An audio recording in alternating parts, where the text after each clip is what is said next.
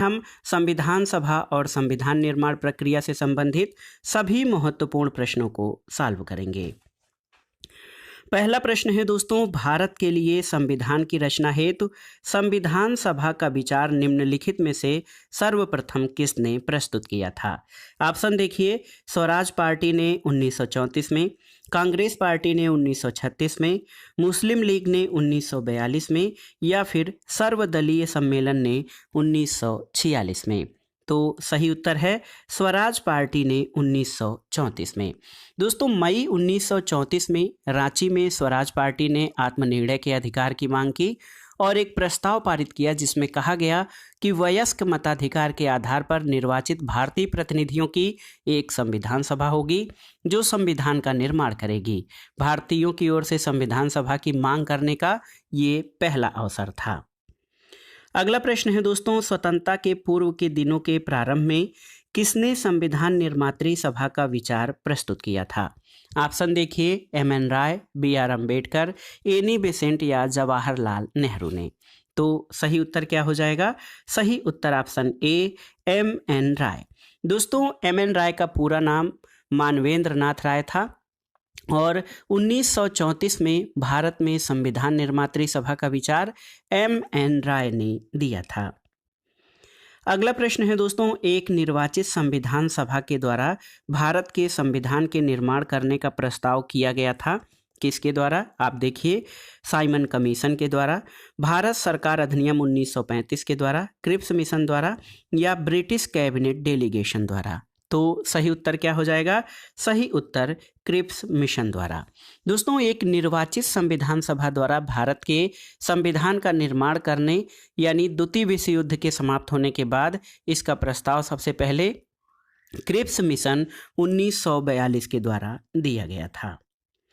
अगला प्रश्न है प्रश्न संख्या 4। यहाँ पर देखिए, क्रिप्स मिशन के प्रस्तावों के संदर्भ में निम्नलिखित कथनों पर विचार कीजिए। 2 कथन दिए गए हैं, इनमें से आपको बताना है कि कौन सा सही है।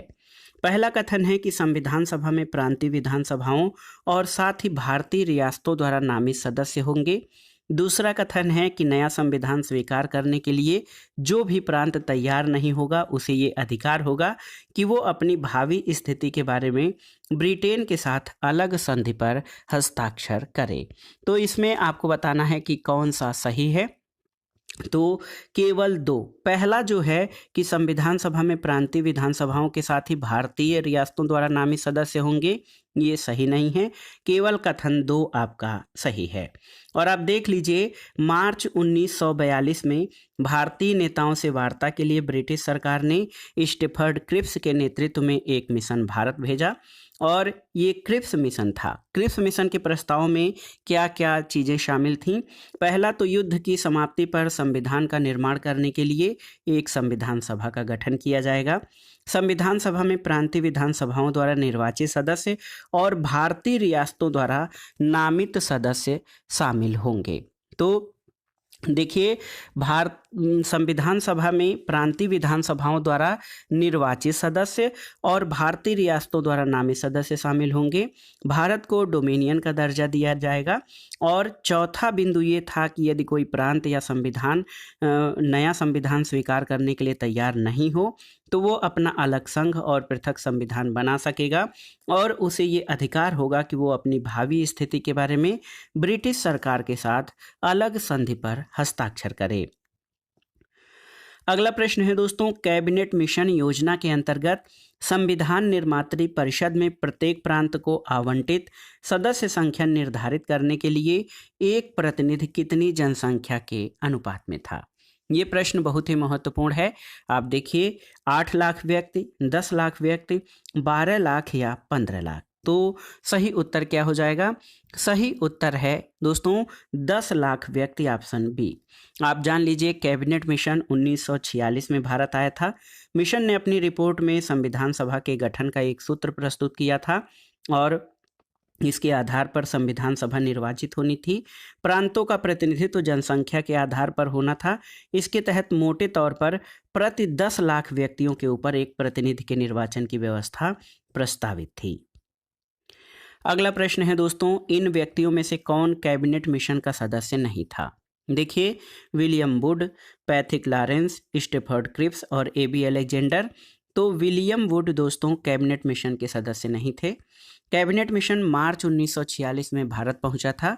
इस मिशन के सदस्यों में स्टेफर्ड क्रिप्स अध्यक्ष थे, पैथिक लॉरेंस भारत सचिव और एबी अलेक्जेंडर नौसेना मंत्री थे।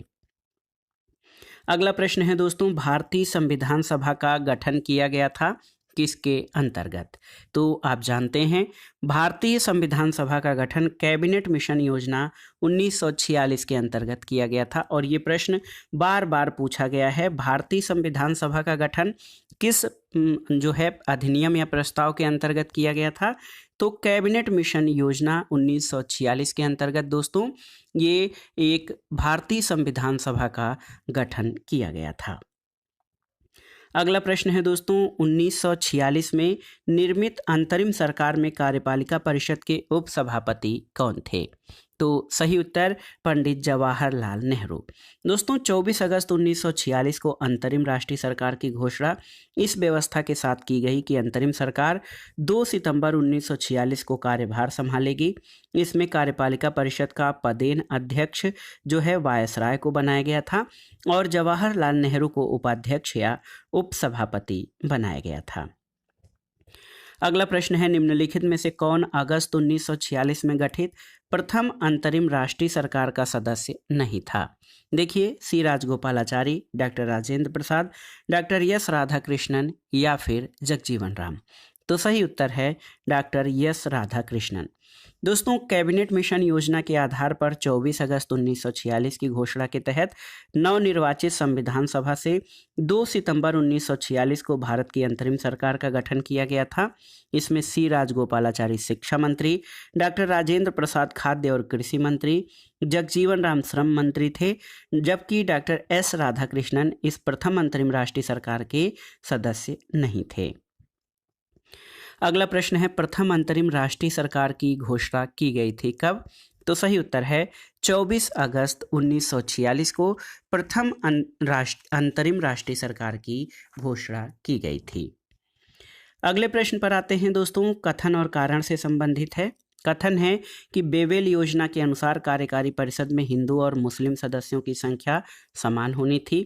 कारण है कि बेवेल का विचार था ऐसी व्यवस्था से भारत का बंटवारा बच जाता। तो सही उत्तर क्या है? कथन ए सही है लेकिन कारण गलत है। और आप जान लीजिए, अक्टूबर 1943 में लिन लिथगो के स्थान पर आर्किबाल्ड बेवेल वायसराय बनकर आया भारत। वे भारतीय संवैधानिक गतिरोध को दूर करने के उद्देश्य से मई 1945 में लंदन गए। वहां उन्होंने भारतीय प्रशासन के संबंध में ब्रिटिश सरकार से विस्तार से बात की और कुछ प्रस्ताव रखे। जून 1945 में उन प्रस्तावों को बेवेल योजना के नाम से सार्वजनिक किया गया और बेवेल योजना के प्रस्तावों में कार्यकारी परिषद में मुसलमान सदस्यों की संख्या हिंदुओं के बराबर होना, परिषद में वायसराय तथा कमांडर इन चीफ को छोड़कर सभी सदस्यों का भारतीय होना, शीघ्र ही शिमला में एक सम्मेलन बुलाया जाना और युद्ध समाप्ति के पश्चात भारतीयों के द्वारा खुद का संविधान बनाया जाना, ये प्रावधान शामिल थे। बेवेल योजना का उद्देश्य राजनीतिक गतिरोध दूर करना, भारत को पूर्ण स्वशासन की दिशा में आगे बढ़ाना और संवैधानिक गतिरोध दूर करना था। इसका उद्देश्य कहीं से भी हिंदू मुस्लिम एकता को सुदृढ़ करना नहीं था जिससे कि भारत का विभाजन रुक सके।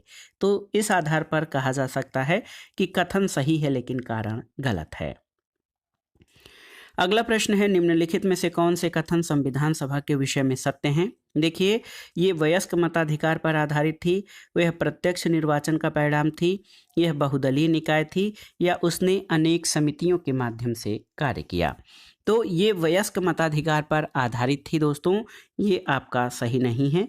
और ये प्रत्यक्ष निर्वाचन का परिणाम थी, ये भी सही नहीं है। यह बहुदलीय निकाय थी और उसने अनेक समितियों के माध्यम से कार्य किया। तो 3 और 4 आपके सही हैं और ये प्रश्न कई बार परीक्षाओं में पूछा गया है। दोस्तों आप जान लीजिए कि संविधान सभा के गठन के लिए राज्यों की विधानसभाओं का उपयोग निर्वाचक मंडल के रूप में किया गया, इसलिए संविधान सभा प्रत्यक्ष नहीं बल्कि अप्रत्यक्ष निर्वाचन का परिणाम थी। इसका निर्वाचन वयस्क मताधिकार पर आधारित नहीं था और संविधान सभा बहुदलीय निकाय थी क्योंकि इसमें अनेक दलों के लोग शामिल थे और इस सभा ने अपने कार्यों का संचालन करने के लिए अनेक समितियों का गठन किया था।